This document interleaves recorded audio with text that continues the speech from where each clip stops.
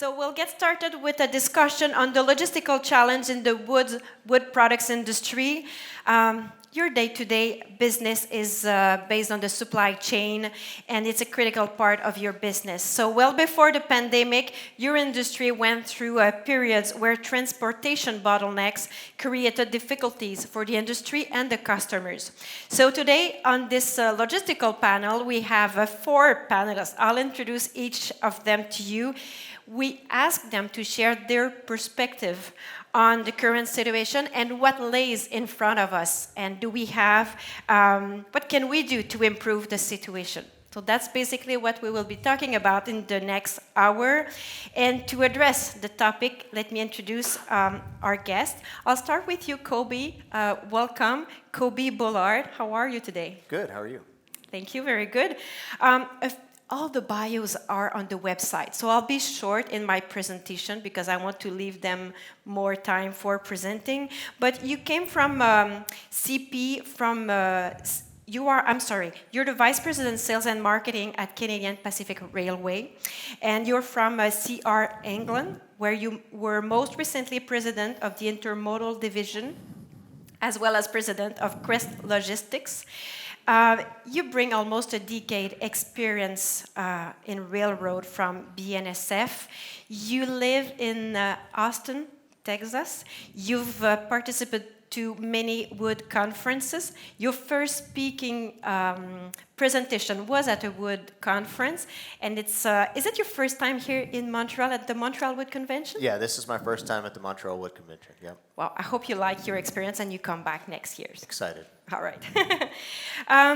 I'll go with you, Saulo. Saulo Peranton. Bonjour. Bien. Bonjour, ça va bien? Oui, merci, et vous? Très bien, merci.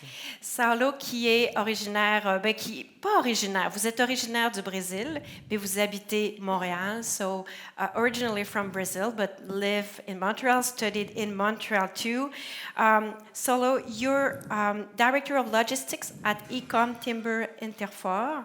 You're based in Montreal, you have about 20 years experience in the transportation field, and you told us that when you first started working in the wood industry, you thought the logistics process of moving lumber would be easy and predictable.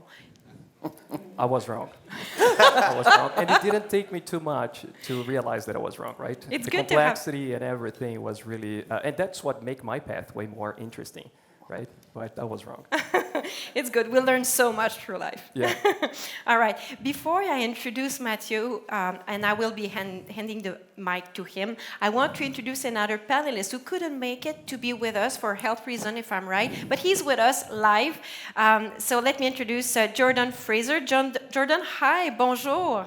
Good morning, everybody. I'm sorry I couldn't be there in person. Looks like a full packed house, so apologies for not being there in person, but nonetheless, very excited to be with you all and very grateful for the opportunity.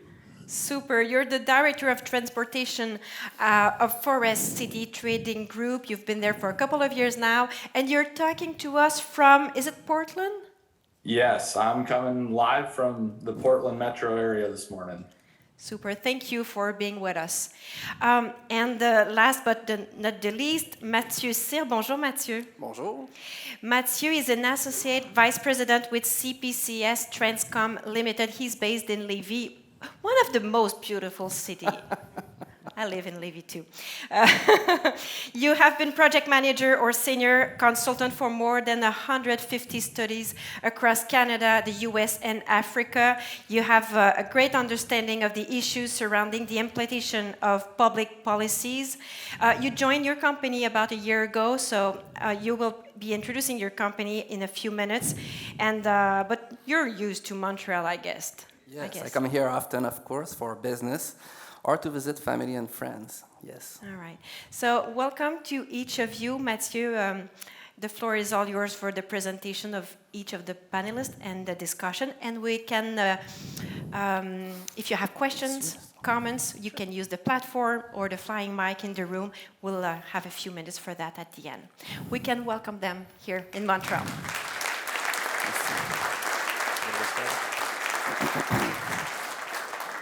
Okay, so I guess I'll kick us off. For those of you that don't know me, as Karina mentioned, I'm Coby Bullard with Canadian Pacific Railway. Been with the company for about 5 years, come from a background in railroading and trucking, supply chain my entire career. As she mentioned, the first speaking role, I guess the first commercial role that I ever had with BNSF, I was actually a market manager for forest products for them, based in Fort Worth, Texas. And I went up to Bend, Oregon to present at a conference. It was the first time, and I was extremely nervous. And I was telling my team last night that I got up and my boss told me I needed to tell a joke. So for a couple of weeks, I was trying to come up with a clean joke that wasn't bad. And so finally, the night before, somebody gave me a joke to tell when I got up there, and it was terrible. Like, it was just a really bad joke. And I was like, I don't want to tell the joke. I don't want to tell the joke. And so I get up on stage, and I kind of say, well, I was supposed to tell a joke. And somebody's like, oh, tell the joke. And everybody's kind of egging me on. And I'm like, okay, well, what do you call a cow with no legs? Ground beef, right? So I'm like, ground beef. And everybody's like, oh. And this guy in the back of the room's like, shouldn't have told the joke. So that was my first speaking engagement. 20 years later, I'm excited to be here. From a CP perspective, we have a lot of things going on. The next 2 slides my lawyers make me put on every presentation, which just says, do not put too much undue reliance on any comments that I may make, blah, blah, blah, right? So really, from a CP perspective, I think you're all familiar with who we are, what we do, kind of our place in the industry. Just because of what's going on, I figured it would be a good use of a couple minutes to just talk through CPKC and where we are with the KCS transaction. So right now, from a CP perspective, we're in the STB approval process. So we purchased KCS in December, we now hold them in a trust, wholly owned subsidiary. We can exert control, which means we can't tell them what to do, we can't price, we can't do anything until we get U.S. regulatory approval. We're expecting regulatory approval in the November timeframe, at which point we'll announce a merger date of control, and then we'll cease being CP, they'll cease being KCS, and we'll be CPKC. So when we look at it, I think we've talked a lot publicly about the benefits. It's an end-to-end transaction. It forms the first true USMCA 3-country railroad. From a personal perspective, I was mentioning to the other panelists, one of the things that I'm most excited about when I look at the transaction is the ESG benefits, so the environmental benefits. And when we look at what we're going to do with the transaction and what it allows us to do, we're going to invest almost $300 million in the north-south line to speed up what the product looks like from the Canadian border to the Mexico border and the U.S. kind of southeast states. And so with that, we're going to be able to put together a more truck-like competitive product. And our view is that we're going to transition roughly 75,000 truckloads today off the road onto rail. So if we're 75% less emissions, 4 times more efficient than a truck, that's a lot of carbon savings. And so it's interesting for me personally, that's probably the aspect of the transaction that's resonated the most, and it's interesting how many of my team members kind of feel the same way. I'm just going to take 30 seconds because we're going to talk about CPKC in the context of lumber and panel. But if you look at the power of this franchise and what it'll do for your industry, I think the ability to connect on a seamless single-line basis to the largest U.S. markets in Texas, we see as compelling, as well as kind of the other markets as well. On a southbound basis, a lot of you have assets in the southeast producing southern yellow pine. So for those of you that have that, we're going to make a lot of cars empty in Texas in the southeast, and we can reload those with southern yellow pine and move them back north. So I'm going to talk about that more in the Q&A portion, so I'll probably end my comments here just for the sake of time. And I think I'm passing it to Jordan virtually. Yeah, thanks, Coby. Jordan Frasier with Forest City Trading Group. I've been here a little over 4 years now, but I've spent my entire kind of career in supply chain and logistics. Forest City Trading Group, as most of you are probably aware, we're 12 different wholesale trading companies with over 350 traders going to the market day in, day out and connecting supply with demand. Aggregate will be about $7 billion in sales this year again. That number continues to grow for us.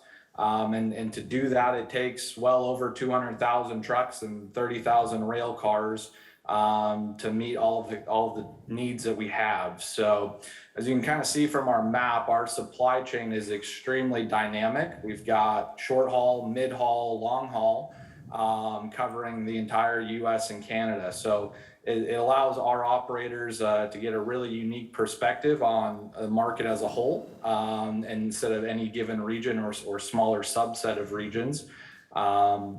So I think this will be a great dialogue. There's certainly been no shortage of challenges over the last 2 years, but hopefully we can discuss those today and find some opportunities to ease some of the tension we're seeing.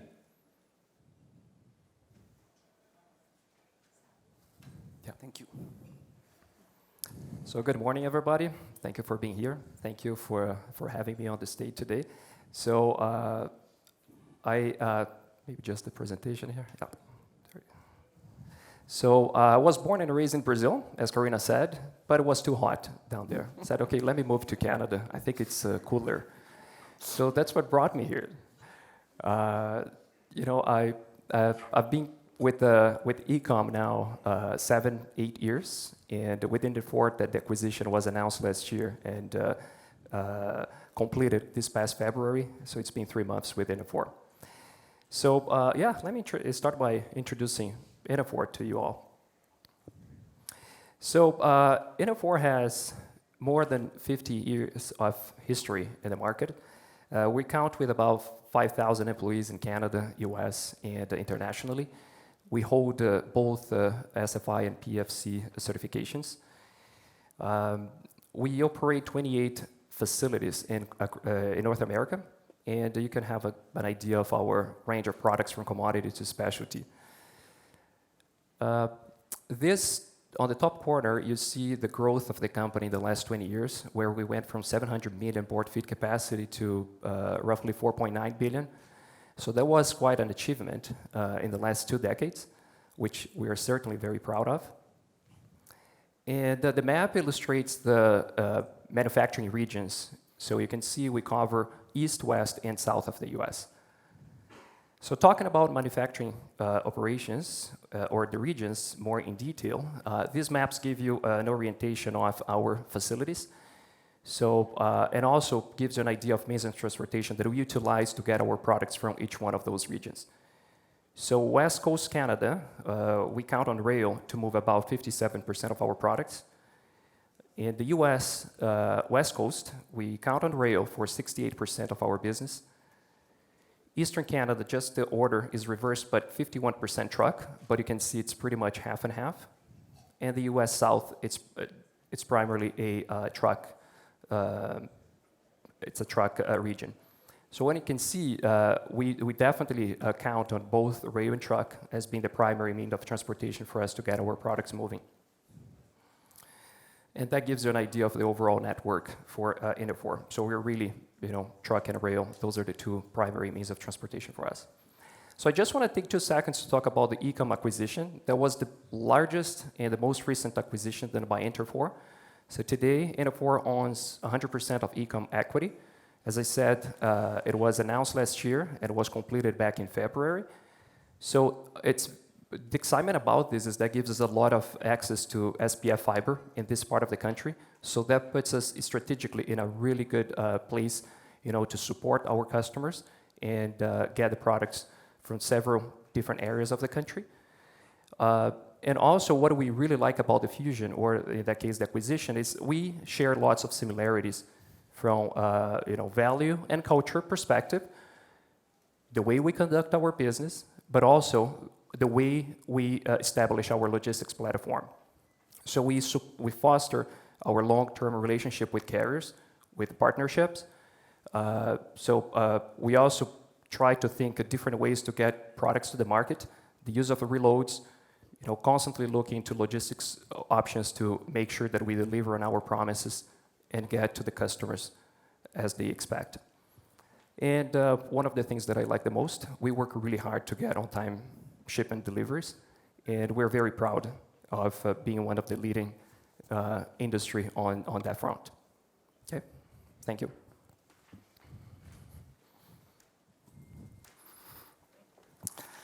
Thank you. Thank you, Karina, for the introduction. And hi, everyone. It is a pleasure for me to be here with you for this panel. And as you know now, my name is Mathieu. I'm Vice President, at CPCS. And it's funny enough that CPCS stands for Canadian Pacific Consulting Services. But of course, we've been a private company owned by its employees since the end of the 1980s. And what we bring, basically, is 50 years of global infrastructure leadership in the transportation, power, and P3 sectors.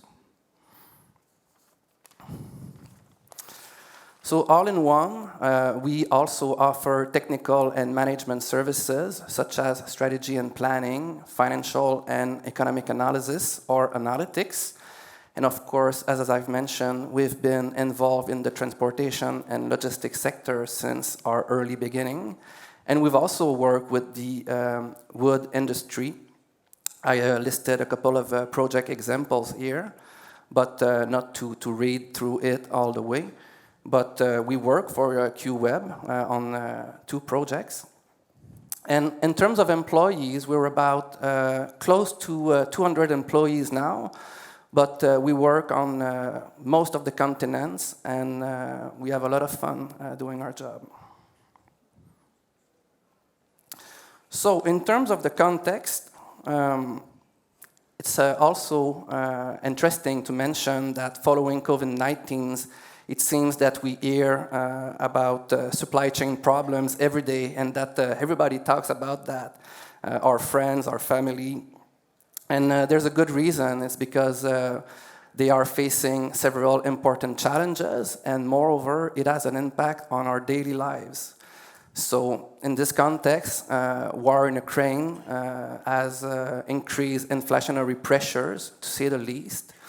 And also, moving from just-in-time to just-in-case comes with a cost that also must be absorbed within the systems. And this is in this context that today we will have a look at the situation for the main mode of transportation in your industry within the North American context. And that is why we are looking at the following 3 topics of interest that are, first, the labor shortage and equipment availability. And then we'll look at the transportation infrastructure and network optimization. And we'll finish with some of the external factors.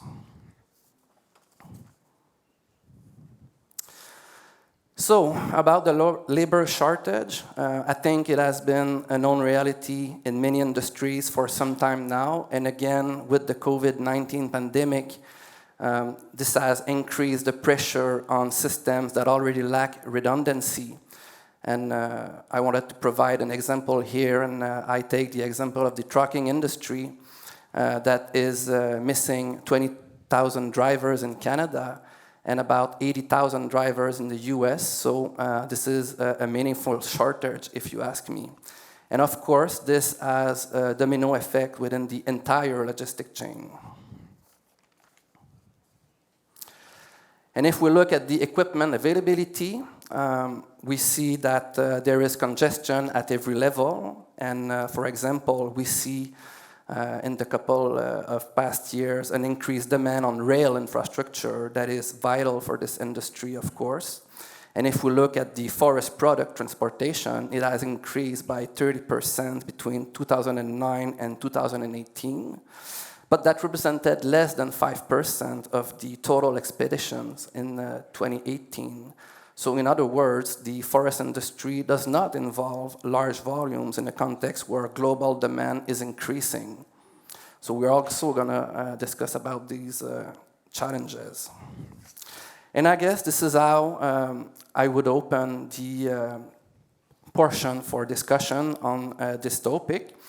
And I'd like to ask Saulo first a question that, we often hear that mills can get trucks or rail car to ship out already sold products. And given your northern location, what do you see as the main problems in terms of labor and equipment availability? I know it's a huge question, but maybe you can take 3 minutes to answer. Yeah, no, thank you. Yeah, well, I think the main problem is really related to labor shortage. I think when we talk about lack of equipment, it's nothing but a reflect of labor shortages that we're seeing across North America. And when we think, as you said, when we think about our northern locations, the problem aggravates. Now, if we just separate maybe truck and rail, so we talk about these two means of transportation separately, I think the truck, I don't see any equipment problem. I think any given trucking company today can get the proper equipment they need to, to run their business with some proper level of planning. I understand COVID had, or the pandemic had some disruptions on the lead time and all this to get equipment, but most of the time the problem is not equipment. It really comes down to driver shortage. And this is not also related to pandemic. We've been going through the driver shortage across North America for at least the last decade. Various reasons there. We could be talking about demographics, we could be talking about age, gender, work-life balance, and the list goes on. And as you said, Mathieu, next year, actually, it's the trucking HR, that makes some analysis about the market, expects the drive shortage in Canada to go to 25,000 vacant driver jobs just in Canada. That number can go as high as 80,000 in the US. So it's quite alarming, the lack of manpower that we see in that industry. So I think for the next couple of years, we're going to see the constant mismatch between demand for transportation services and the supply of drivers, right? That's on the truck. The rail, I think they go through some similar issues with the labor. And what makes rail a bit more complicated, I'm going to leave this for Coby to explore more, but it's also the interdependency of the rail lines, right? Maybe a company in the US is doing well, or in Canada is doing well as far as the labor availability, but everything is so interconnected that the fluidity of the network really depends on everybody being on the same page, right? So labor, I think, it really affects both means of transportation right now. Generally speaking, I think some rail lines, I don't think all of them have proper center beams or boxcars to support the business. So, just to support the demand. But just to maybe summarize on the topic, I think when we put both constraints together, challenges with rail and challenges with truck, it's the perfect storm, right? So then we don't get products moving. And in a context where there is rising of costs because of inflation, pandemic restrictions, and shortage of equipment, I think that creates the kind of the nightmare that we've been going through. Yeah. Yeah, I would just kind of piggyback on Saulo's comments around labor. We obviously operate in the same environment that all of you operate in, looking for labor, right? And so we're dealing with the same headwinds that everybody is in Canada and the U.S. as far as finding and retaining labor as much as anything. If I were to look at the CP network in general, I would say we have spots where we have very healthy labor situations. We have spots, maybe more rural locations, and in certain parts of the country where it is more of a challenge to fill all of the roles, or we'll fill the roles and then we'll find that the retention with the employees, whereas historically we would have had, once an employee got through training and got on the job, once we got them to that point, they were really sticky, right? They were they were working.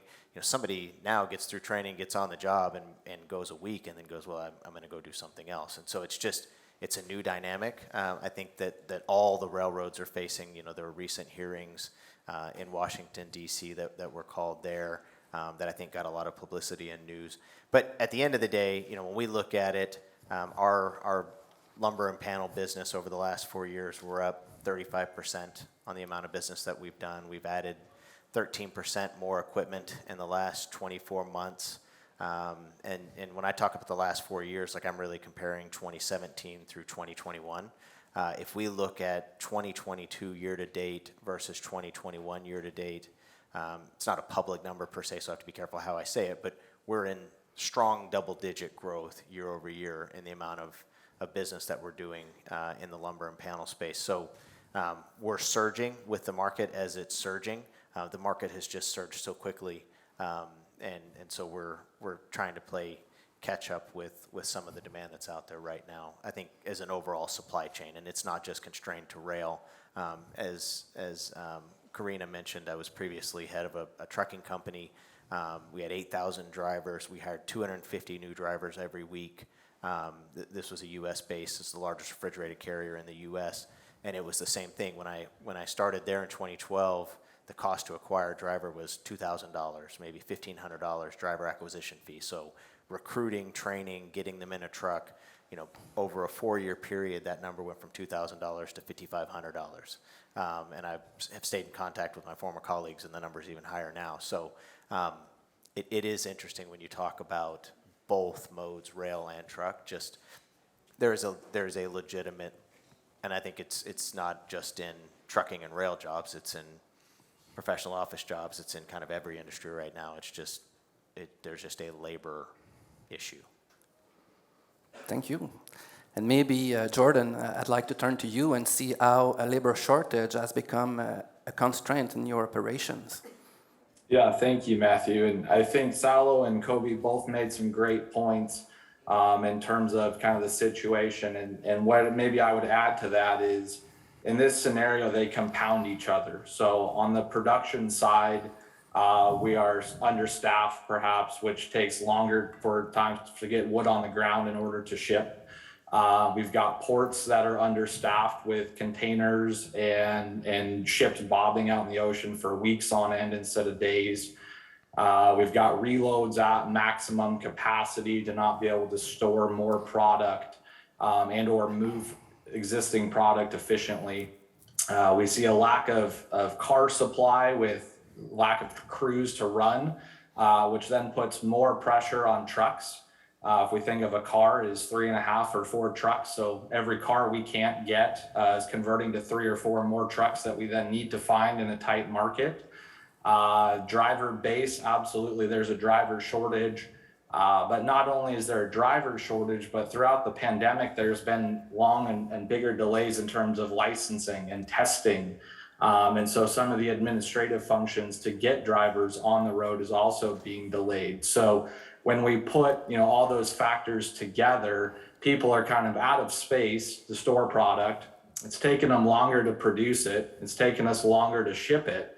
But demand is maintained high levels. So everyone wants their product yesterday, and there simply, I don't feel, is enough labor without the entire supply chain today to move it as efficiently or effectively as we all would hope to.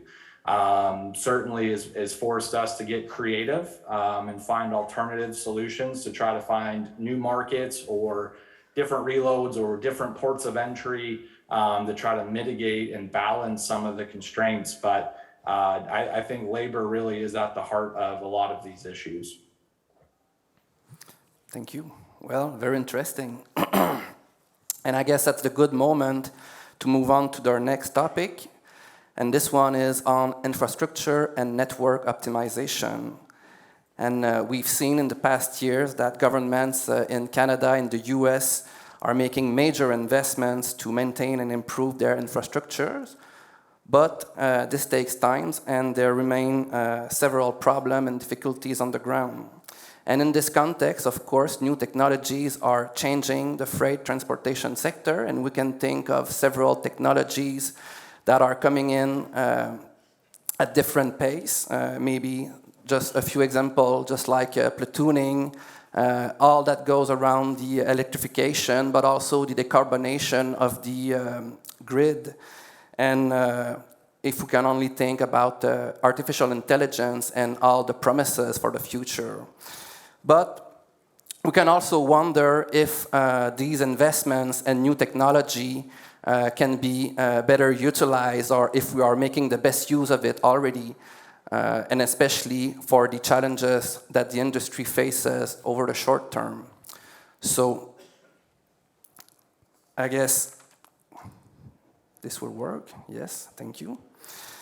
This time I'd like to start with, sorry, wrong page.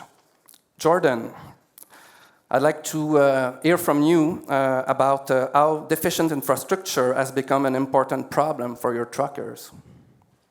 Absolutely. And I think in many ways we can assimilate this to putting 10 pounds of stuff in a 5-pound sack. So we're trying to push more volume through a system that it was never designed to support, whether that be bridges, highways, even facilities in terms of loading docks, et cetera. It's a very strained system. And the impact of that, along with some of our new regulatory issues, at least domestically, in terms of hours of service and drivers' time clocks, it all relates to less productivity.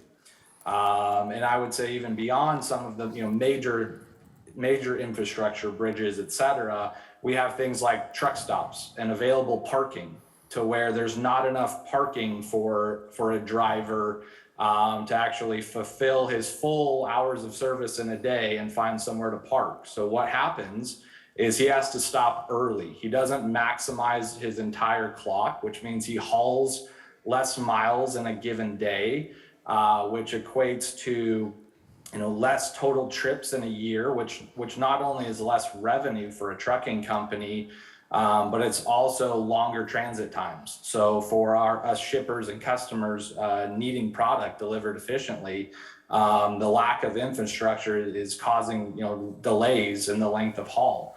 I think there was a recent study, and I think much of this can be attributed to infrastructure of out of the 11 hours that a driver can be on duty, he's only driving for about 6. So from a utilization perspective, we're roughly over 50% of a driver's time is actually spent driving.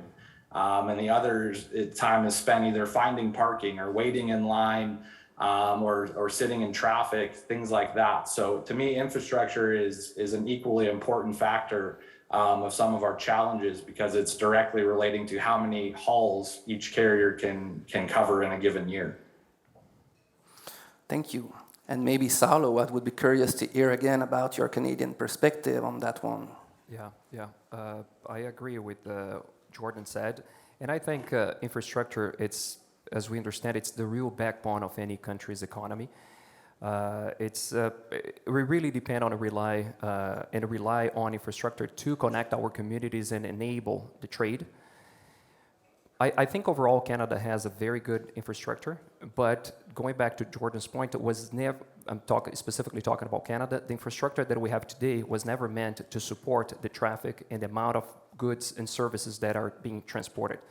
So when we compare infrastructure in Canada with different countries, I think when it works really well. So the issue comes when, and maybe a bit of fragility or lack of resilience on our infrastructure when facing congestions, because because of demographics, we're always Toronto, Montreal, Vancouver. Natural disasters, really, they leave us without alternatives. So when we can think about the snowstorms, there's just so many ways that we can get from Toronto to Winnipeg. So if you think we go through winter storms every single year, and that winter storm might shut down the only way to get to one city to another, think what happened with business, right? So carriers, rail companies, and shippers like us, we cannot get things moving efficiently. And we can think about the flooding that happened in BC last year, and actually, as we speak, there's flooding in the northern Ontario. So that puts a lot of constraint in the infrastructure that we have, not having alternatives. That's one of the points that I would like to make. But other point too, most of the infrastructure of Ontario and Quebec, at least, was made in the 50s and 60s. So the aging is there. So the infrastructure is aging very fast. About 70% of our bridges, roads, highways, ports, airports, about 70% of all that, it's already at the maturity level. So I think there's going to be a lot of investment coming in. We need investments just to bring infrastructure back to standard levels at one point. And I can also make the correlation with the logs. I think the electronic logs coming in Canada was postponed twice, if I'm not mistaken by now. But I also have a concern with the lack of infrastructure to support that electronic log. So truck stops, rest areas, shippers, receivers. I think before crossing the line with electronic logs, we must fix the infrastructure problem. We need to make sure carriers will have places to reset before they can engage on the next trip. So I think it really boils down to having infrastructure that is resilient enough. And just to answer the second question about the sub-optimization, I can think about the driving hours. And we often see truck drivers waiting to be loaded, waiting to be offloaded, waiting to cross the border. These guys have such precious time when it comes to driving, so we really have to focus, and this is a collaborative effort. Shippers, receivers, everybody needs to make sure that these guys are on the road. And I can see technology at one point helping us. And when we think about doc assignment, paperwork, sometimes the guy is just waiting for like an hour just to get a document so he can leave. So I think technology is going to help us at one point just to get all this bureaucracy behind us. And definitely at one point, as you mentioned earlier, maybe things a bit more long-term, like driverless trucks or driverless freight trains or something like this. At one point, it's going to help the situation. But I think we have just to collect the low-hanging fruits at this point. And I think the sub-optimization, I can definitely make a correlation with the utilization of the driving hours. Thank you. Very comprehensive answer. And Coby, I guess in this context, I'd like to ask how the recent merger will help improve the services your organization can provide to the wood product industry. Yeah, so I think from an infrastructure perspective, I mean, we just spent $31 billion on the KCS to get them. From an infrastructure perspective, if you think about, so what does that mean for you? Like I would use the Dallas example. So if you look at the Dallas example today, if you're shipping CP to KCS going to Dallas, we're going to hand it off at Kansas City, and there's going to be an interchange. Interchange means you lose 24 to 48 hours when the two railroads hand it off. It goes into their yard, needs to get on the right train, and then get down to Dallas, unload in Dallas. It comes back, it goes through an interchange again, and comes back to us. So when you're thinking about transit, and I'm just using this as one micro example of how like a merger like this can create efficiencies, you're going to lose 2 to 4 days going down and back with that car just on interchanges. 1 day of transit for the CP centerbeam fleet is worth 3.5% capacity gain. So if we can pull 1 day of transit out, it's 3.5%. So if you pull out 3 days of transit, you're looking at roughly 10% improvement in capacity just by streamlining interchanges. So when we think about CPKC and the infrastructure improvements, we're going to have a faster product. We're going to be able to pull cost out of the products. We're going to have more cost-competitive products. We're going to be able to compete against trucks better, but we're also going to create more capacity simply by pulling out interchanges. And one of the things I mentioned in my opening comments is we're going to spend just shy of $300 million. We've committed to spend in that north-south corridor between the U.S. border and call it the Mexico border to speed up that transit. Well, I take out 1 to 2 days both ways on the interchange, and then you take out a day, 24 hours, 36 hours on transit. You're talking 4 or 5 days of transit into the largest construction products market in the U.S. It's a game changer. So from our perspective, we see the integration, the ability to create seamless interchange. One other thing is I do want to say while I'm talking through this, you mentioned we all need to work cooperatively to help the truckers and to maximize their clocks. One thing I will say is just I want to thank our customers that are loading and unloading. The time that it takes to load and unload cars versus where we were 2 years ago, our shippers and receivers are unloading in record times. And just the support that we're getting from the customer community and your receivers has really helped us from a capacity creation perspective. And so I want to say thank you to that. And the last little plug I'll make is, we do a lot of work with transloads. We service customers directly, and we love the customers that we service directly. But transloads, when we think about the context of drivers, if it's going to a Dallas market and we can ship it to a transload in Dallas, and then you have trucks that are doing local gathering and distribution and running short haul, drivers that can get home every night have higher retention. Drivers that get home every night are more willing to do their jobs. And so if we can, from a CP perspective, if we can rail more into transloads and utilize that model more, we see a lot of benefit for the overall supply chain. Thank you very much. Very interesting answer. And I'm being told we're going to have to go a little bit faster for the last one, which is fine. We have 2 external factors that we are going to look at, basically, because there are many others, of course. But if we think of climate change, this is possibly the challenge of our time, and we all know that this will cause more frequent damage to roads, railways, electricity systems, and telecommunication, which will in turn disrupt businesses and supply chains. And we all know that this is also going to be more severe in northern areas, such as Canada and the Arctic, for example. And of course, we have now an inflation that has reached a 30-year high level, which means higher costs for all the economic agents. So I'll go back to Saulo for the first one, and especially again in the Canadian context, where we know that the thaw period is especially challenging in the context where springs are getting warmer, and this can involve additional difficulties. So is that becoming more and more of an issue in the recent past? Yeah, well, it's a good thing. There's the restrictions in place so we can protect the infrastructure. We were talking about infrastructure in a minute. So I think it's a good thing that there is the restriction to support and to support the highways, basically the road bed when it's likely to be damaged.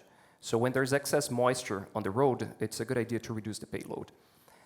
The only problem with this, so it's a good front, it's a good approach. The only thing it's what it does for the business, right?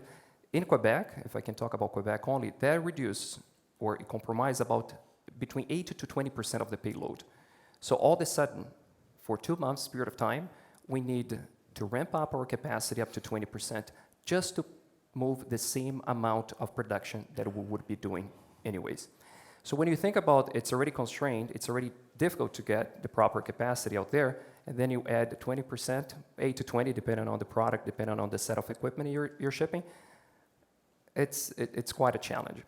Mm-hmm. So what I think, I don't think there is a way around it. As I said, it's really to protect the roads and the infrastructure of the country. But I can think about like optimizing more and utilizing more rail services during that time of the year. That's when we have the challenges with the roads.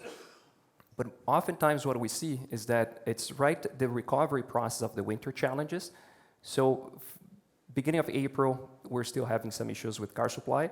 So that just results in a high inventory. So we don't have, we have those 8 to 20% that was removed from the market. And on top of that, we are still having some challenges with the supply of rail cars. So oftentimes for us, it's a challenge. It's a challenge. The warmer time, like you mentioned, warmer times, like quickly now. Yeah, sorry. I don't think having a warm day in February that's going to affect anything. Might have might difficulty access to fiber, but shipping finished products on the road, the concern is really when the thaw period starts. Thank you. Now turning to you, Coby. Yeah, about just quickly in 20 seconds, I think the frequency and severity of weather events that we're seeing is picking up. I think that's pretty undeniable. The BC floods, I think, are a good example of that. The only thing I'll say from a CP perspective is as we're building back the infrastructure after floods or after events, or as we're doing maintenance out on it, we're trying to build back better. So whereas in the past we may have had a culvert or some other means, now we're building a bridge where we may not have, where we just had rails, ties, and ballast, now we may have concrete. So as we're coming back, we're trying to account for the fact that we are seeing more significant weather as we go through repairing our franchise when we have these happen. Good. And now the final word to Jordan, maybe in terms of new technology and what they can do to overcome these issues and challenges. Yeah, absolutely. Thank you. No doubt technology is a major factor and been a major place of investment within the transportation sector. TMS platforms, dispatching and routing softwares, network optimization, lead time, especially in terms as API protocols become more adopted, where we can have real-time information, giving carriers the lead time to plan with a dynamic ETA, same with a production scheduler.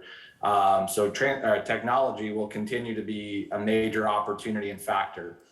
Autonomous vehicles, I think it's not, the question is if, the question is when. A lot of investment and testing is going in, and there's going to be certain markets and pieces to where that might free up supply chain capacity. As Coby mentioned, short hauls may be one of those places where a autonomous vehicle can make turns from a reload to a customer, or within a port can move containers, off the vessel and into a holding yard. With flatbeds, there's some unique challenges that vans and other modes don't have, largely being strap and tarp. So someone still has to strap the load, someone still often has to tarp the load. The computer system that runs the vehicle isn't going to do it. The mills aren't going to likely take on that liability, nor are customers going to take on that liability of unstrapping or untarping. So there'll be some unique challenges. We might see more adoption of a kind of a spoke and hub approach with large carriers where a first mile, final mile includes a live driver, but points in between are autonomous. But I think if we can help kind of manage traffic flow to hit infrastructure and optimize drive time, there could be a massive benefit for all of us with the use of autonomous vehicles. But no question, a much bigger push of technology is going to hit the trucking market, which compared to others may be a bit behind the times. It's kind of an old school industry. It's slow to adapt, but it's going to be a major push, I think, in the coming years to bring the industry up to speed. Thank you. Yes. All right, then a big round of applause for all your contributions so far. Thank you so much.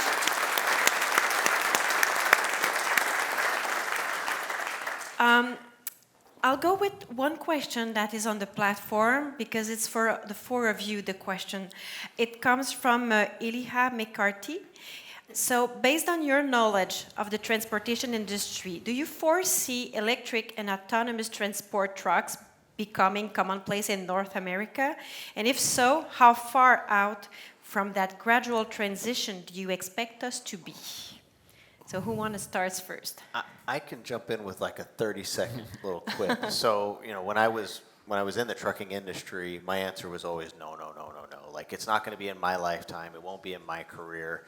I think I'm starting to feel like that answer is shifting quicker than I even anticipated, 5, 6, 7 years ago, towards more autonomous, maybe on local services, things like that, versus long length of haul. But I think there's more and more of a shift there. How come it has changed so far, so much for you? I think for me, it's seeing how far the technology has come as quickly as it's come. I didn't foresee, and then I think the general willingness of the population to have autonomous vehicles. My view in 2014, just kind of not prior to CP, was would you allow that, right? Would you want your kid stepping off a curb in front of an autonomous semi-truck? And I think at that time I thought no. And now I think people are becoming more and more comfortable with technology and maybe more willing to look at it. So I thought it would be more of a public outcry than maybe the technology. May we ask Jordan? And then I'll go back to you. Jordan, what do you think? No, absolutely. I think there's autonomous vehicles on the road in some capacity today, right? Whether they have a human being or two in the cab, monitoring and maintaining, make sure nothing goes wrong. But I think if we look at on the consumer side with some of these electric vehicles, Tesla being an example that's invested heavily in some of its self-driving, I think the general public has become more accepting of that and the safety and the data behind it. It's not perfect, but I think it's proving to be worth its merit and worth the investment. I think the biggest fight against it really is going to come from a lot of the trucking companies or the owner operators themselves who feel like they may be being pushed out of a job. So my guess would be that flatbed would be one of the last sectors to get autonomous vehicles, whereas vans and or containers can do it today. When it's a pick and drop out of a DC, does not require any human touch to get loaded. But I think within the next few years here, we'll start to see pilot programs of flatbed trucking with autonomous vehicles for sure. Thank you. Any other input on this matter, Mathieu? I was just going to say that for the long haul, the electrification portion is a bit of an issue, right? Because batteries, for example, are still very large, or the other technologies are still at an emerging stage. So it is taking a little bit more time. Saulo, you want to? Yeah, no, I completely agree with what was said here, but I think technology often puts us in a place where human beings would see as a blockade. It's a question of when it's going to happen, but I think it's inevitable. We're going to cross that line at one point. I agree, open deck, there's a lot of uncertainties around that. I cannot picture technology on that sense helping right now, but that definitely will happen at one point. Very interesting. Thank you for the question. We won't have time to answer other questions, but panelists are with us, so you can have informal discussions with them over lunch or later on today. Saulo, Coby, Jordan, and Mathieu, thank you. Merci beaucoup pour votre participation. Merci. Yep.